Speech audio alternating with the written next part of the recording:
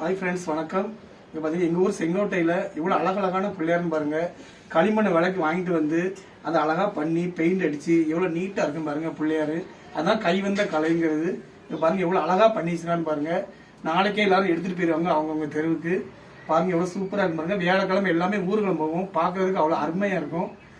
இதே கொஞ்சம் எடுங்க. எப்படி இப்போ பாருங்கள் சிங்கத்தில் எவ்வளோ அழகாக இருக்கும் பாருங்கள் பிள்ளையார். சிங்க வாகனத்தில் அப்படியே அழகாக சூப்பராக வராரு. எப்படி பண்ணியிருக்காங்கன்னு பார்த்தீங்களா? எவ்வளோ அழகாக பண்ணியிருக்காங்கன்னு பாருங்கள்.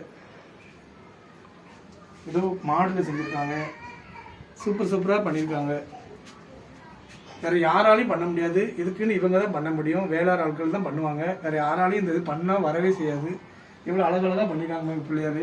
நம்மளுக்கு கரைக்கிறதுக்கே மனசு வராது. புதன்கிழமை விநாயகர் சதுர்த்தி, வியாழக்கிழமை அன்னைக்கு மறுநாள் எங்கள் ஊரில் இந்த ஆற்றை கொண்டு போய் கரைச்சிருவாங்க. கரைக்க போயிடும், மனசு ரொம்ப கஷ்டமாக இருக்கும். பாருங்க எவ்வளோ சூப்பராக பண்ணியிருக்காங்கன்னு பாருங்கள். இந்த பிள்ளையாரே பண்ணியிருக்காங்கன்னு பாருங்கள். நாளை கழிச்சு விநாயகர் சதுர்த்திக்காண்டி எல்லாருமே செய்ய சொல்லி அட்வான்ஸ் கொடுத்துட்டு போவாங்க.